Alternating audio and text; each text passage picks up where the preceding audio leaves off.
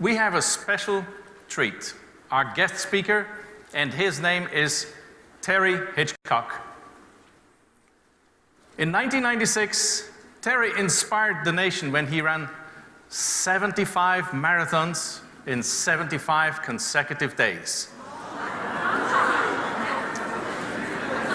By the way, did I mention he was just 3 years short of his 60th birthday when he did that?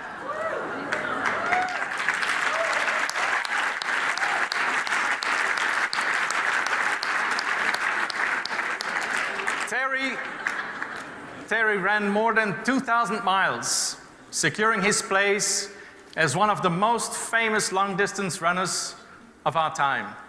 And he was awarded the Medal of Merit by President Reagan.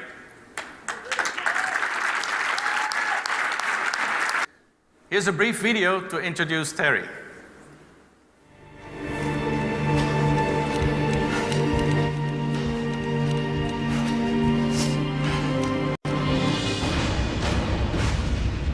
Numbing cold, burning sun, stifling heat, uphill, downhill, day after day. This is the story of Terry Hitchcock and the 2 marathons that shaped his life, the one he ran and the one he lived. The 5 of us really was a very tight family. Fun, telling jokes. We had a station wagon and a house in the country and a sheepdog, and it could have been a TV program. I had taken a new job with this company in town, and I got a call one day, early morning, from Sue, and she said, would I mind coming home? And she said, I just came back from the doctors. She said, the doctor said I had breast cancer. When Sue died, I said to God, how come not me? But I think I had a lot to learn. I began to appreciate what single parents go through. Someone had to get out there, and someone had to talk about what these kids need and what these families need. I said, I want to do a marathon a day. But I want to run on the highway, I want to run by myself and team to the opening ceremonies of the Olympics in Atlanta. Here we go, now into the unknown.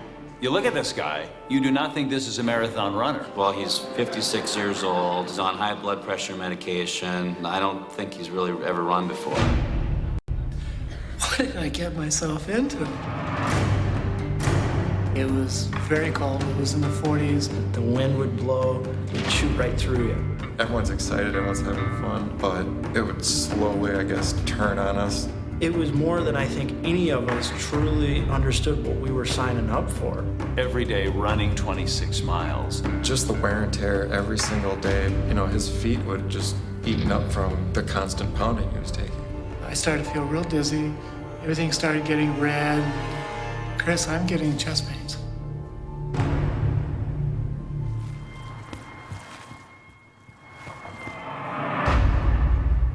I think my faith helped. I felt that this was kind of a calling for me. And I felt that if I could just get out on the highway, somehow I could tell the story of what I knew kids were going through. Dr. Terry Hitchcock has formed a Children Are Forever Foundation, while playing one of 100 city tours. 200 miles for children.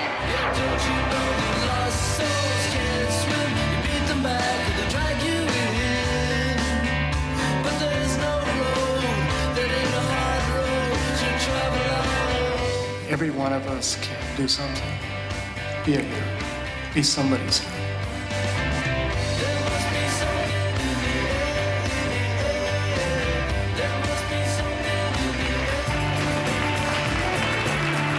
Ladies and gentlemen, Terry Hitchcock.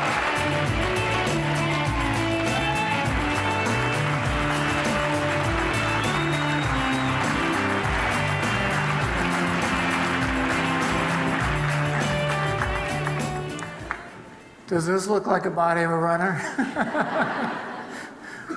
Well, yeah, I did do 75 marathons, 75 days. I left on May 2nd from Minneapolis, Minnesota, and I arrived at the opening ceremonies of the Olympics in Atlanta. Now, the honest truth is, I was not a runner. I had 2 10Ks under my belt, and if you've ever done a 10K, remember everybody's coming in, and here's the ambulance, and here's me. So I was not a runner. I proved it twice.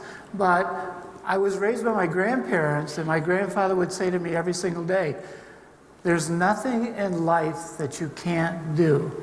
If you have a dream, don't let anybody take it away from you. And so I lived that. And I lived it to a point where I started 5 companies. I helped start 78 other ones. I put together the largest business incubator in the United States. I put together with 4 other people many years ago what is now a national holiday called Grandparents' Day. And each one of those started with someone saying, you can't do that. No one's ever been able to do that. And yet my grandfather would whisper in my ear, if you want to do it, go ahead. Nothing is impossible. So that's how this venture started. I just wanted to get out on the highway and tell somebody that we have single parents and there's 35 million of single parents and their kids, and I wanted to do something. And I remember Gump, and we all remember that, and Terry Fox, who attempted, sadly didn't make it, but attempted to go across Canada. And so that was my inspiration. Would I do it again? Absolutely not. I had halfway down, both my ankles were fractured, my left patella or my kneecap was fractured, and what happens to you when you start doing this to your body and your mind is that pretty soon something's got to give. It's not just a physical run, it's also a spiritual run, because if you don't have a faith, you can never make something like this. And then it's also a mental run. And about halfway down, if anybody's a real true runner here, you know, of course, there's the first wall about 20 miles out in a marathon. I cannot say that I ever hit it because I think I was struggling every time I put my foot down. But there's a second wall, no one knows where it is, no one has ever experienced, but it's out there. People say something will happen to you. And about the 45th day, something did in fact happen to me. And you saw me sitting by the side of the road, and that was the beginning of mentally my body starting to give up. I was starting to go into deep depression. I didn't know it because every day just was a little bit more difficult mentally. People would call me from the Twin Cities, how are you doing? And I would say, I need a hug, or it's lonely. And it got worse and worse. And if you talk to a doctor today, it's the same as perhaps what a POW goes through, or in some cases what some of our participants in the Olympics. They train for 4 years, do their 15 minutes of fame, and then they come home. They're still way up here, and the town is way down here, and they crash and burn. And there's some cases of suicides. And so the mind, you have to be careful when you do things like this. I sought advice from doctors, and one doctor, who's a very, very friend of mine, said, well, if we play games with your mind, then maybe it'll let you go another day or a couple other days. But it was really tough. I want to leave 2 building blocks with you. One is a theme, like I said, that my grandfather left with me. It's called Nothing is Impossible. The other theme is not really a theme, it's really my just telling all of you today. And if I could go out and shake your hand right now, I would, but time's of the essence. But I just want to say that all of you are a hero. You're a hero to at least one person. And I'm going to prove that by the end of my talk today. This theme of nothing is impossible, people come up to me all the time and say, you changed my life. I didn't realize I could do that. So with that said, now I want to tell you my family. My My wife, who, as you know, died of breast cancer when she was very young, in her early 30s.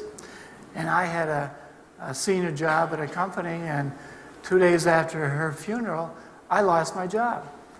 It's called politics.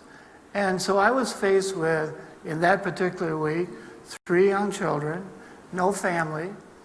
My spouse had just died, who I love dearly, and a job, and especially for a guy, I mean, that's what you need, that's what you want.